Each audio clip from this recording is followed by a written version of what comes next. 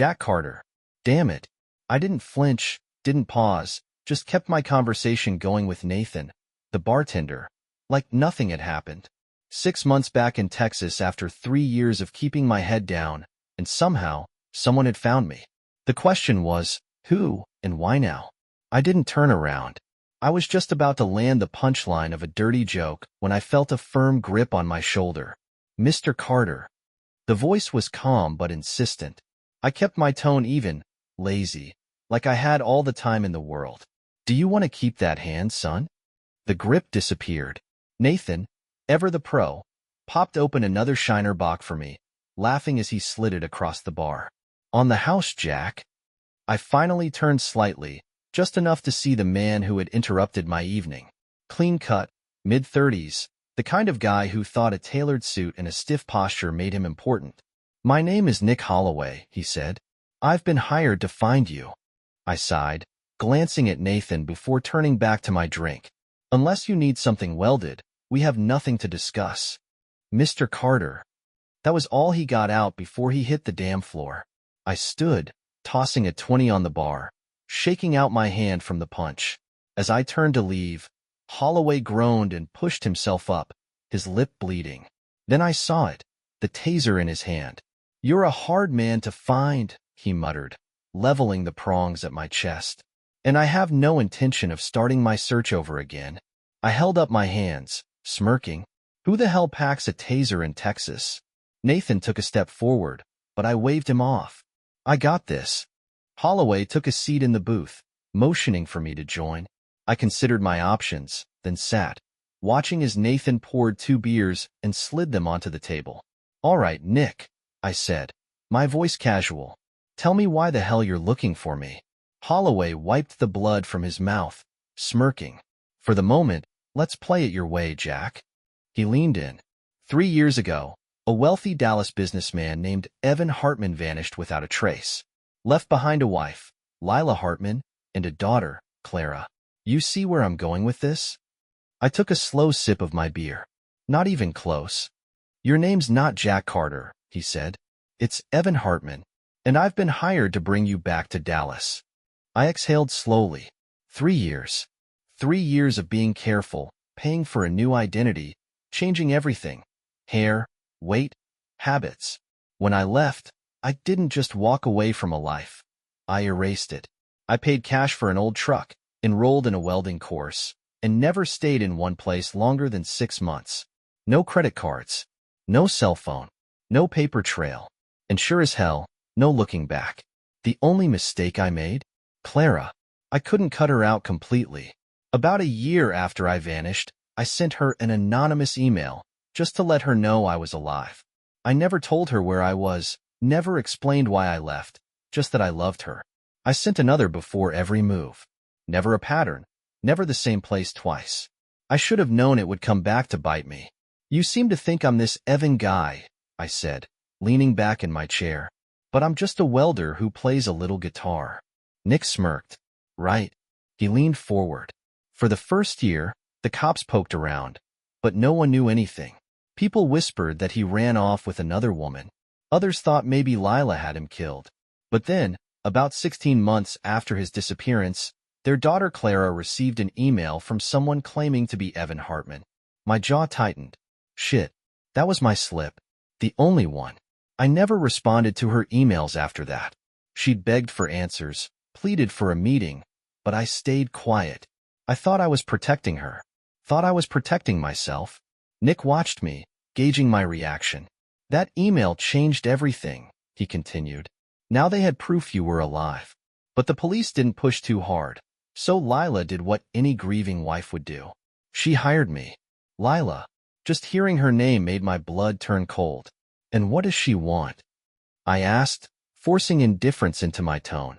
Nick shrugged. Depends. If you're dead, she gets everything. If you're alive, she wants you back in Dallas. Why don't we make this easy? You come back, clear everything up, and we move on. I laughed, shaking my head. Not happening.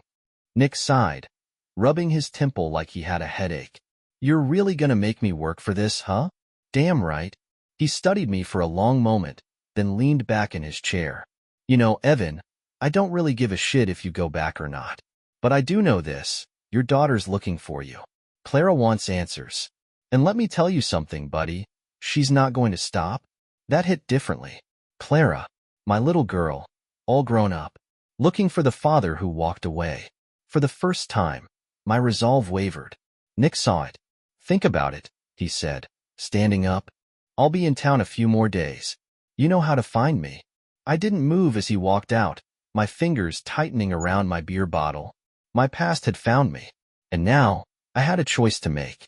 Nick's smirk was grating, but I could see the crack in his confidence now. His grip on that taser had loosened, and I figured it wouldn't take much for him to reconsider his life choices. Of course, the daughter was thrilled, he continued, trying to sound unshaken. But it made getting Mr. Hartman declared deceased a difficult proposition. The police closed the case, and Mrs. Hartman hired my firm to locate him. She wants him back to face charges of fraud and abandonment.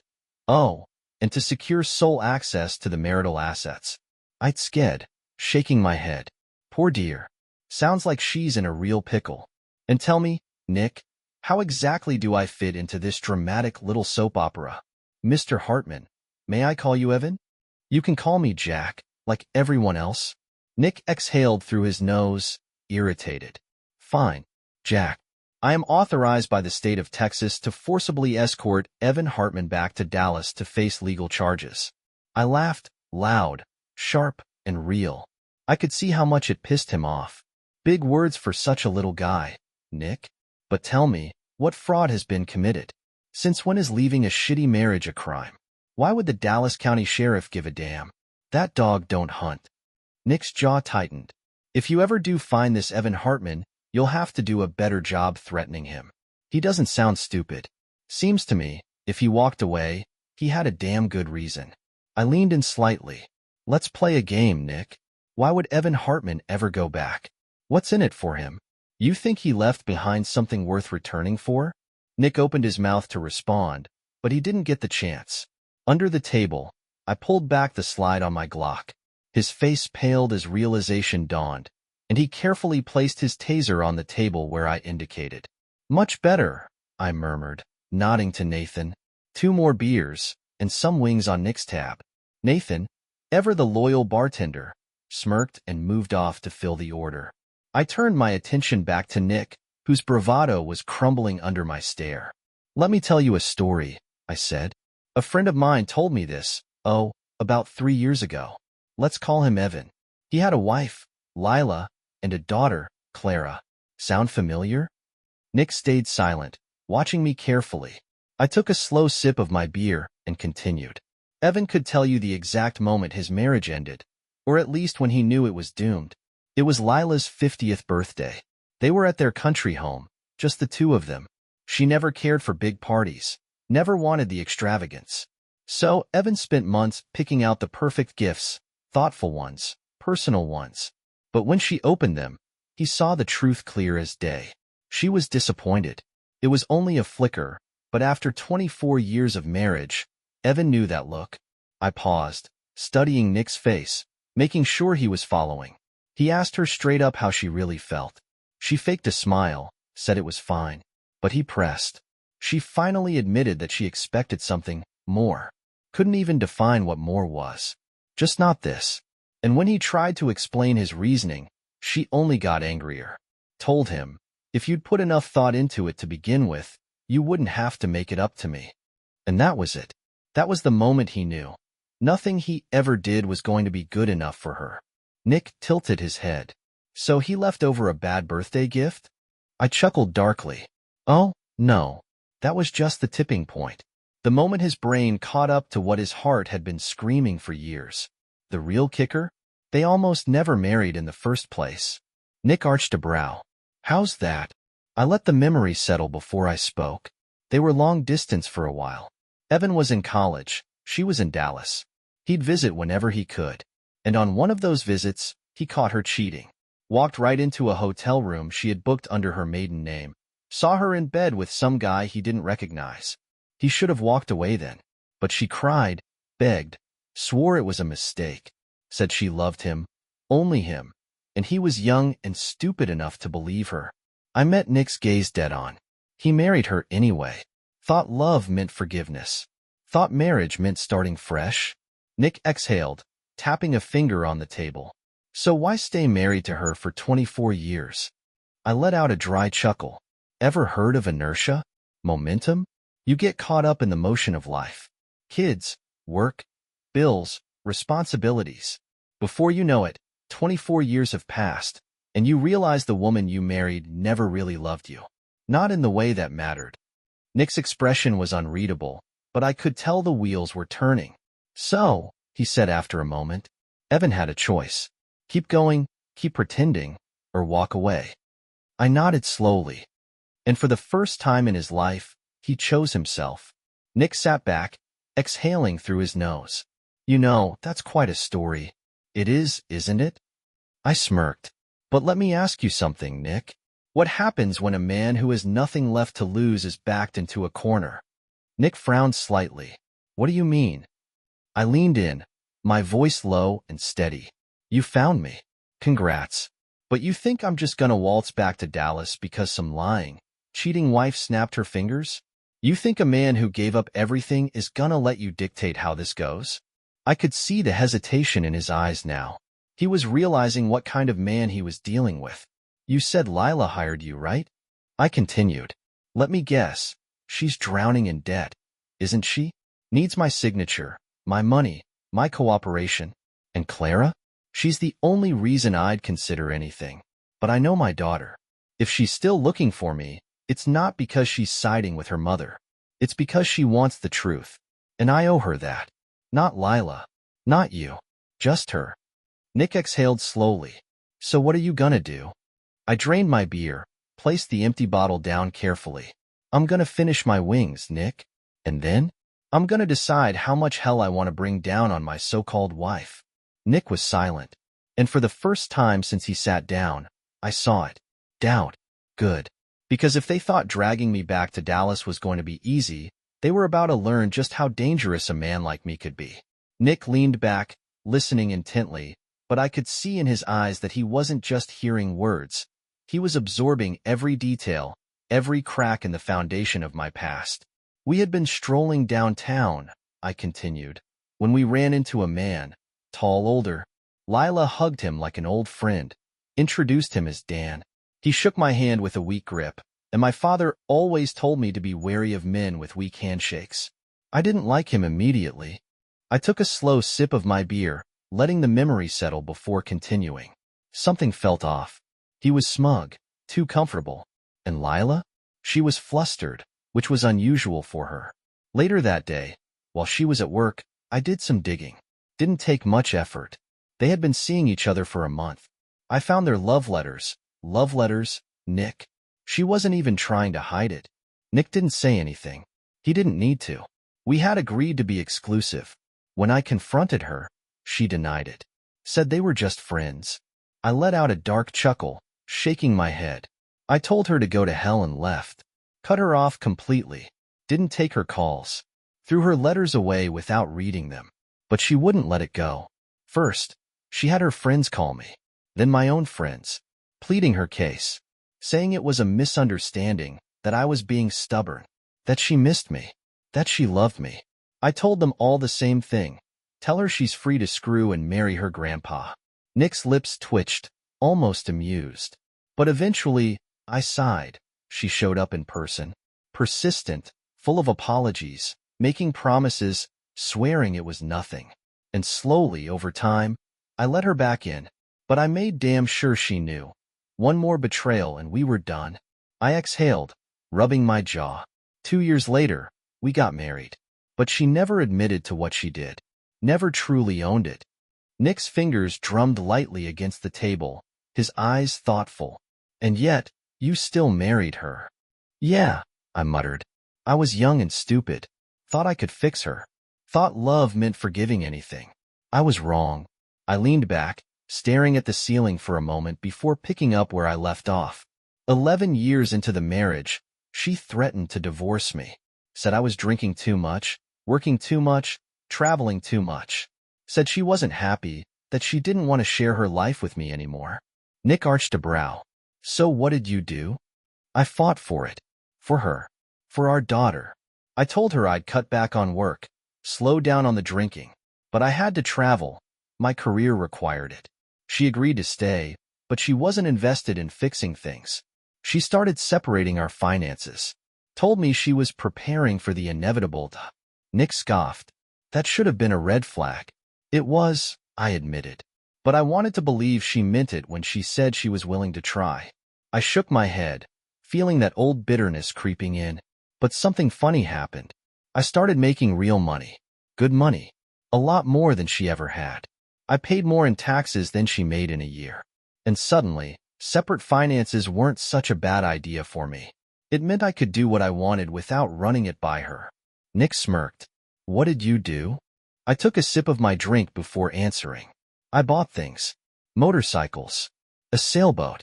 A Cessna. Designer suits. A BMW. A 50-acre weekend retreat. And I paid for all our family vacations. Everything. She didn't contribute a damn thing, and yet, somehow, she wanted more. Nick let out a low whistle. And she still wasn't happy? Nope. But she relaxed. Because now, she was afraid to lose me. Not because she loved me, but because she realized how much she stood to lose financially. I shook my head, letting the weight of it settle between us. 2 years ago, I almost divorced her. Lila had become bitter, cruel. We barely had sex, maybe twice a year, and even then, it felt mechanical. No love, no intimacy, just an obligation. I knew she had cheated on me over the years. No proof, but I knew. She traveled for work, was gone for days, sometimes weeks. And when she came home, she acted different, detached, restless, like she had already left in her mind. But her body was stuck here. Nick exhaled slowly, nodding. She got better at hiding it. Exactly. I rubbed my temples, feeling the exhaustion of it all washing over me again. Then Clara left for college, and suddenly, we were alone again. And one night, after a particularly vicious argument, where she tore into me in front of friends, ridiculing me, cutting me down, I snapped. I told her it was time to fix our marriage or end it. No more coasting. No more pretending. Nick's brow furrowed. And I had to serve her with divorce papers before she took me seriously. Nick let out a low chuckle, shaking his head. But then, she didn't want a divorce. I nodded. That's what surprised me the most. After years of her making me feel like a burden, suddenly, she wanted to stay. And not for love. No, that would have been too easy. She wanted my money. She saw what a split would cost her and decided staying married to me was the better investment. Nick let out a slow whistle. So you tried to fix things? I smirked, but there was no humor in it. Yeah, I tried. I led the charge. Set new rules. Better communication. More honesty. More effort. She agreed, went along with it. But deep down, I always felt like I was dragging her along. Like she was just tolerating it, biding her time, waiting for something better. I leaned in, my voice lower now. And then Nick, I found out what she was really waiting for. Nick met my eyes, curiosity flickering across his face. And what was that? I exhaled, slow and controlled. A way out. One where she won. Where she destroyed me first. The weight of it settled between us, heavy, suffocating. Nick didn't say anything right away. He just studied me, his expression unreadable. And for the first time since sitting down, I saw it, the realization in his eyes. He finally understood. This wasn't just a story. This was war.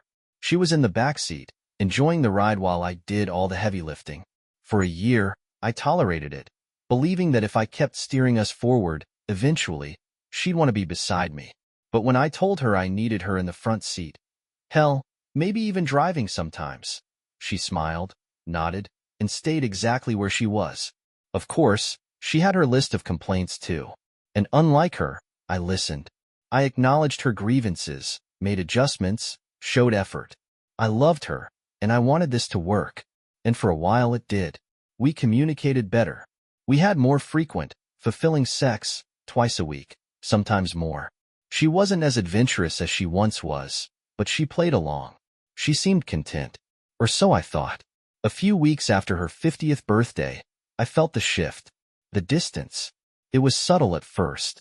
Less affection, less warmth. The sex began drying up again, the effort on her part practically non-existent.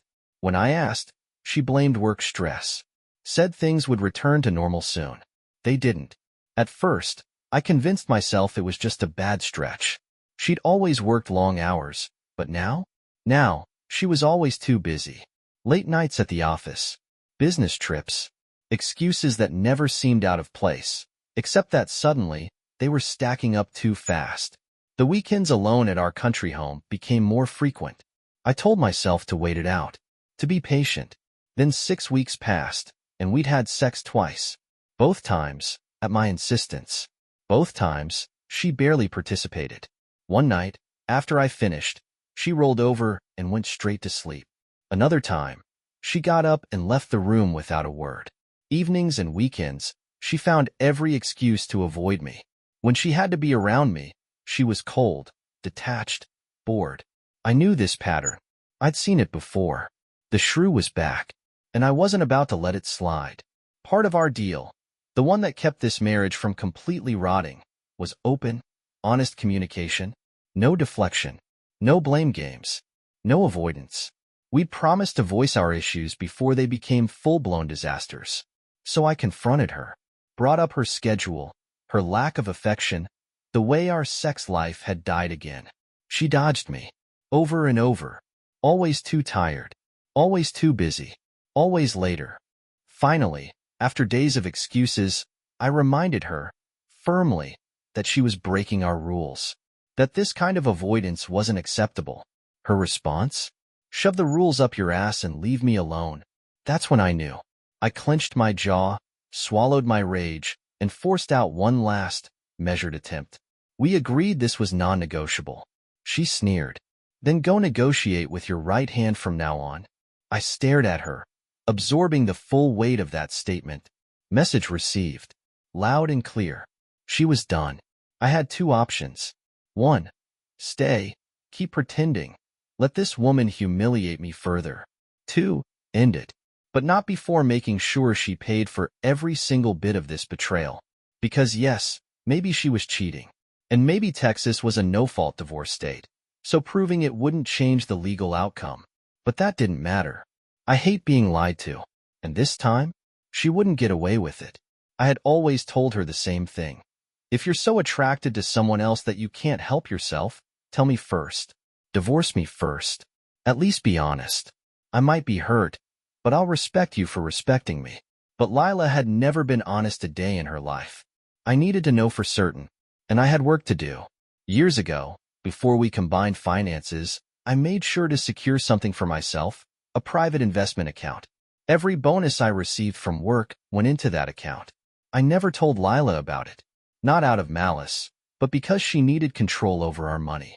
And frankly, I didn't trust her judgment. Turned out, I was right. My investments had grown. Quietly, steadily, safely. Meanwhile, Lila thought she had control over everything. Thought she had me trapped. She had no idea I had my own escape plan. One of the perks of my job? Company provided tax preparation and filing services. And thanks to her brilliant idea all those years ago, we had been filing separately for 13 years. She thought it was about independence. She had no idea it would be her downfall. Because while she was busy keeping secrets, I had been preparing for the day I might need to disappear. And that day? That day was now. I always suspected she was hiding money. That alone justified keeping my investment account secret. At one point, I had even imagined surprising her with the money in retirement, if we made it that far. But now, retirement together wasn't an option. If she wasn't cheating and we divorced, I would have split everything with her without hesitation.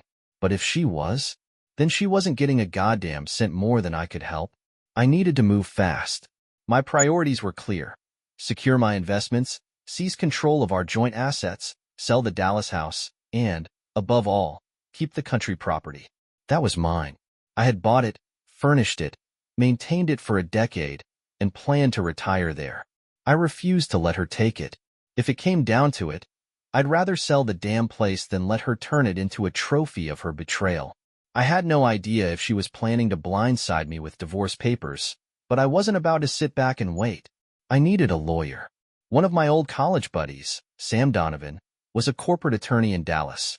We hadn't spoken in years, but when I called and told him I needed advice, he told me to meet him that evening at a roadhouse near his office.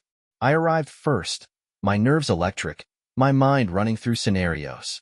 When Sam walked in, I barely recognized him. Gray at the temples, a little thicker around the middle, but his handshake was still the same firm grip I remembered from college. "Jesus, Evan," he said as he sat down. "I haven't heard from you in ages. What's going on?" I told him everything. He listened carefully, nodding occasionally rubbing his jaw as he processed it all. He didn't interrupt until I finished, and when he finally spoke, his voice was blunt. "Legally, you're screwed, man." Texas was a no-fault state. That meant even if I caught her screwing half the city, she'd still get half of everything. If I divorced her, she could walk away with my assets and demand alimony. Worse, if she played her cards right, I'd be paying for her and whatever asshole she shacked up with next. His advice? Do nothing. Find out if she's cheating, he said. If she is, flip the script. Screw her over first, take what you can, and make her file for divorce. Let her chase you in court instead of the other way around. Then he gave me a name, an absolute shark of a divorce lawyer. I met with her the next day. She wasted no time. First, she helped me change the beneficiaries on my will and life insurance policies. Then she gave me a much-needed reality check. Texas might be a no-fault state, she said, but there's nothing like a little visual carnal evidence to put you in a stronger position at the negotiating table. I took the hint. She referred me to a private investigator, an ex-cop with a reputation for getting results. Within hours, my entire life was wired. The house, her car, her favorite haunts, monitored, recorded, and logged. If she was cheating, I'd have proof. I had expected to wait weeks, maybe even months, to get anything solid. It took 6 days. I sat in my country home, staring at the screen, watching my wife of 24 years grind on another man in our bed. At first, I was numb. Then I was furious. Not because the sex was better. It wasn't. He wasn't bigger, stronger, or more skilled. Half the time, she didn't even finish. She didn't do anything with him she hadn't done with me. That wasn't the betrayal that cut the deepest. It was the way they talked about me. He mocked me constantly, calling me old, weak, pathetic. And Lila? She laughed along, agreed with him, even encouraged it. She told him she wished I'd just take the hint and leave already. She called me a burden. And then, the final blow.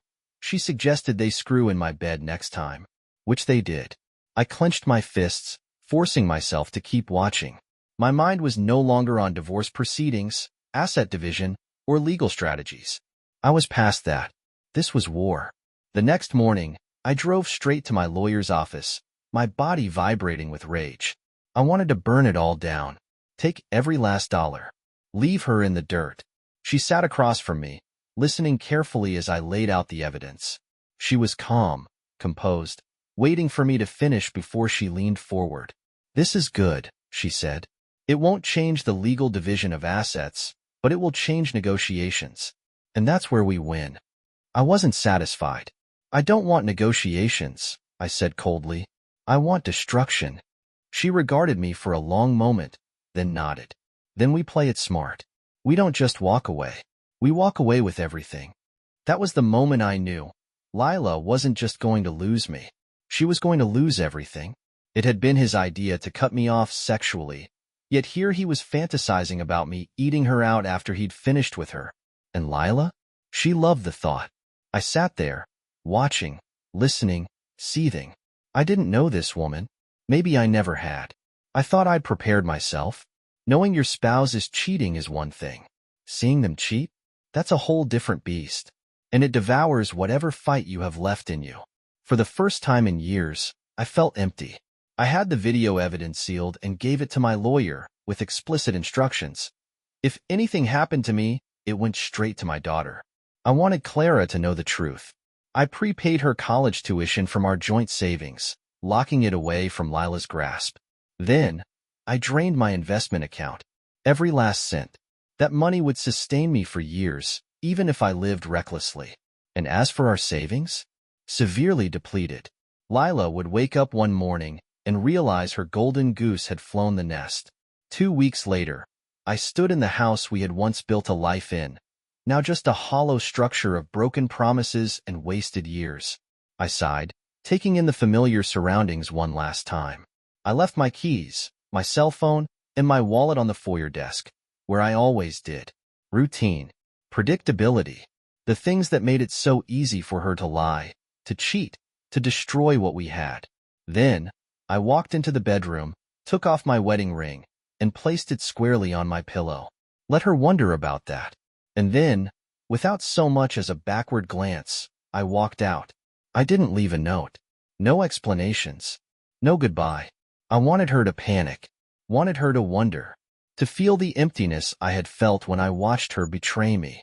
I didn't even close the front door behind me.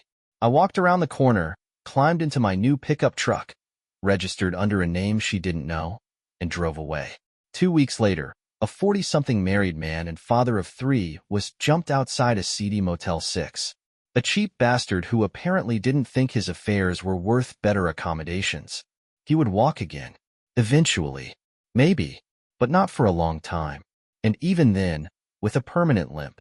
A month after the attack, his wife received a FedEx package containing crystal-clear video of him screwing a woman in her early 50s. I understand that a year later, they were divorced, and he was broke. Justice has a funny way of catching up to people. As for me, I had no plan. I drove for 3 days, aimless and free in a way I hadn't been in decades. I stopped in a quiet town one afternoon for lunch and decided I'd stay for a while. A small community college offered welding classes. I enrolled. Why not? 12 months later, I had found work welding at an auto body shop. I wasn't a certified welder, but there were plenty of people willing to pay cash for smaller jobs. It was honest work, paid under the table, and it kept me busy, kept me from thinking too much. After 4 months, I moved on.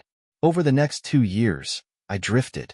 Small towns, small jobs, no ties. I welded. I drank. I got laid when I wanted. I left when I was ready. For the first time in years, I was doing what I wanted, not what was expected of me. And I was happier than I had ever been. I thought back to Dallas, to the corporate grind that had drained the life out of me. The money had been good, very good, but every morning, it felt like a death sentence. I had done it for my family, for Lila, for Clara.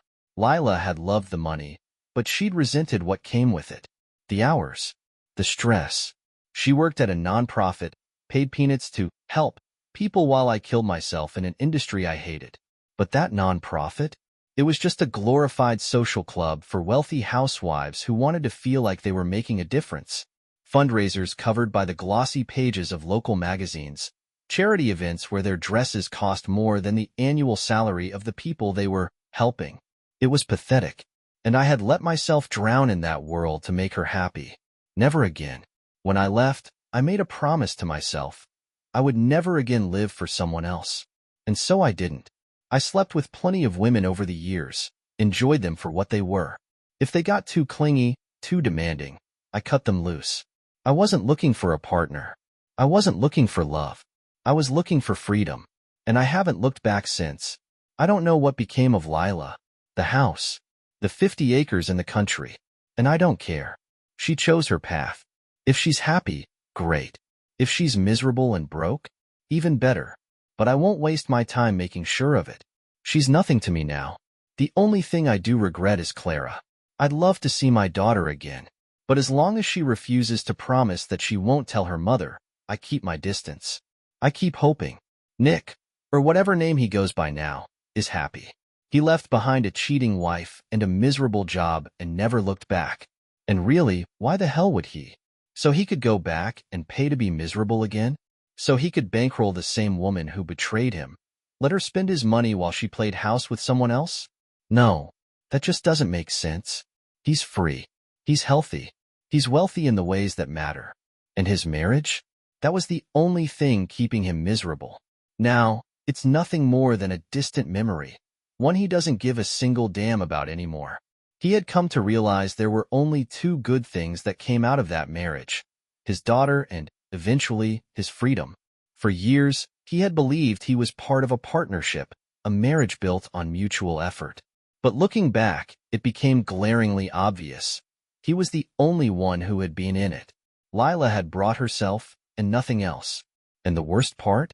Even that wasn't all that good. After leaving, after finding himself again, after sampling what else the world had to offer, he understood something gut-wrenching. She had never, not once, brought her A game to the marriage. For 24 years, she had played him like a fool. And that wasn't something worth staying for, much less going back to. I raised my beer to the bartender. "Hey, Kev, how about a couple more over here?" Nick sat across from me, rolling the glass between his palms, watching me with quiet contemplation. I could tell the story had sunk in, really sunk in. "You're an interesting guy, Jack," he said, finally nodding. "Hell of a story. Where's your friend these days?" I shrugged, barely able to suppress a grin. "Who the hell knows, Nick? Probably getting laid and welding something somewhere. Definitely not breaking his back for an ungrateful, cheating bitch." Nick chuckled, shaking his head. "My bet," I continued, taking a long sip of my beer. "Probably Wisconsin." He always wanted to see Wisconsin. Nick leaned forward, propping his elbows on the table. "Tell me something, Jack. If this guy, Evan, just up and disappeared, why didn't his wife just file for divorce under abandonment? Wouldn't that give her full control over all their assets?" I smirked.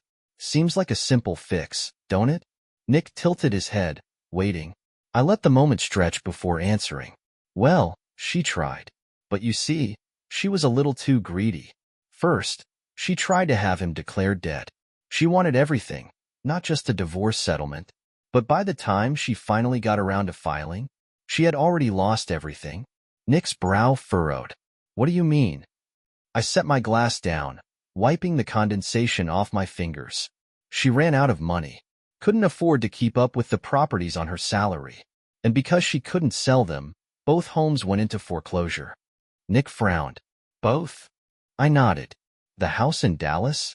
Bought by some retired couple looking for a quiet life. The country estate? Sold to a little company called Nova Enterprises, some kind of metal arts consulting firm." Nick's lips parted slightly. He recognized the name. He just didn't know why. "And her job?" I continued, enjoying the slow unraveling of realization on his face. "Gone. Fired when it came out she'd been screwing a married employee. Not much of a charity worker when she's the reason a family is breaking apart, huh?" Nick let out a low whistle.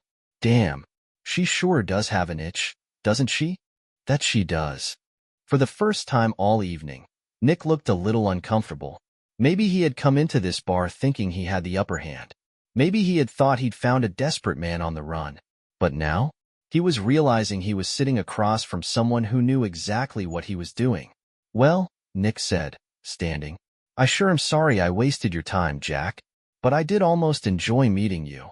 He fished a couple of 20s from his wallet and tossed them onto the table before extending his hand. "No hard feelings?" I shook it, firm and steady. "None at all.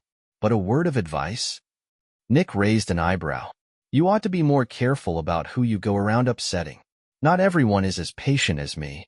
Nick laughed, but there was a stiffness to it.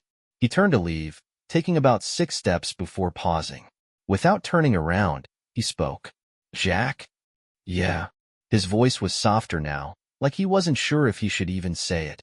"For what it's worth, Lila still loves him. She's sorry. She wanted him back." I didn't answer right away. Just let the words hang between us like cigarette smoke. He hesitated, then added, "She's not doing well. Drinks too much. She's depressed." I took my time before responding. "Women like her don't know what love is, Nick. They love themselves. They love the things other people provide for them. They are users. And when the well runs dry, they don't feel remorse. They feel inconvenienced." I leaned forward, my voice low and deliberate. If she was truly sorry, she wouldn't be screwing other men. If she really regretted it, she would think about her daughter.